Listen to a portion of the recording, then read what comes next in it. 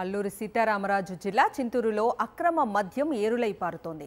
వ్యాపారులు గిరిజన గ్రామాల్లో విచ్చలవిడిగా బెల్ట్ షాపులు ఏర్పాటు చేసి మద్యం అమ్మకాలు సాగిస్తున్నారు. బెల్ట్ వ్యాపారాన్ని అరికట్టాల్సిన ఎక్సైజ్ శాఖ సరిపడా సిబ్బంది లేదంటూ నిర్లక్ష్యంగా వ్యవహరిస్తుండటంతో బెల్ట్ దుకాణాలు జోరందుకున్నాయి. వారాంతంలో జరిగే సంతల్లో సైతం యథేచ్ఛగా మద్యం అమ్మకాలు సాగుతున్నాయి.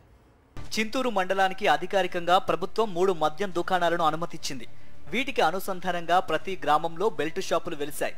జనాభా ప్రాతిపదికన మద్యం షాపులు ఏర్పాటు చేసుకోవాల్సి ఉండగా కేవలం మండల కేంద్రంలోనే 3 వైన్ షాపులను ఏర్పాటు చేయడంతో మారుమూల గ్రామాల నుంచి మండల కేంద్రానికి రాలేని మందుబాబులు బెల్ట్ షాపులను ఆశ్రయిస్తున్నారు. దీంతో బెల్ట్ షాపుల నిర్వాహకులు అధిక ధరలకు మద్యం అమ్మకాలు జరుపుతున్నారు. మండల కేంద్రంలోని 3 వైన్ షాపులకు అనుబంధంగా 300కు పైగా బెల్ట్ షాపుల్లో మద్యం అమ్మకాలు జరుగుతున్నాయి. చింతూరు మండలంలో తాగునీరు దొరకని గ్రామమైనా ఉందేమో గానీ మద్యం దొరకని గ్రామం లేదని ప్రజలు అంటున్నారు. మండలంలోని ఏడుగురాళ్లపల్లిలో ప్రతి శుక్రవారం జరిగే సంతలో సైతం యథేచ్ఛగా మద్యం విక్రయాలు జరుగుతున్నాయి. సంతలో సైతం మద్యం విక్రయాలు జరుగుతుండటంతో మారుమూల గ్రామాలకు చెందిన అమాయక యువత మత్తుకు బానిసలై భవిష్యత్తును నాశనం చేసుకుంటున్నారు.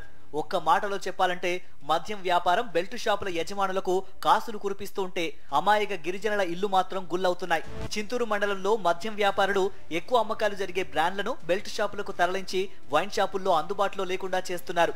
ఇదే అదునుగా బెల్ట్ షాపు నిర్వాహకులు బాటిల్పై అసలు ధరకు అదనంగా 50 రూపాయల నుంచి 60 రూపాయలకు పెంచి అమ్ముతున్నారు.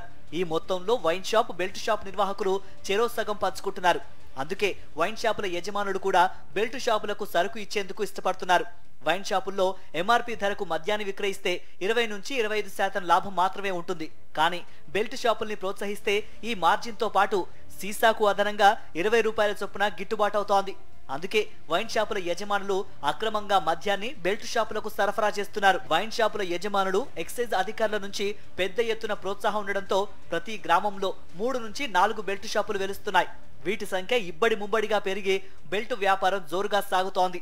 ఇంత జరుగుతున్నా బెల్ట్ షాపులు నడిపే వారిపై ఎక్సైజ్ అధికారులు అడపాదడపా కేసులు నమోదు చేస్తున్నారే తప్ప వారికి మద్యం సరఫరా చేసే వైన్ షాపులపై ప్రభుత్వం ప్రకటించిన 5 లక్షల రూపాయల ఫైన్ విధించేందుకు వెనకాడుతున్నారు. దీంతో అధికారుల తీరుపై సర్వత్రా విమర్శలు వినిపిస్తున్నాయి.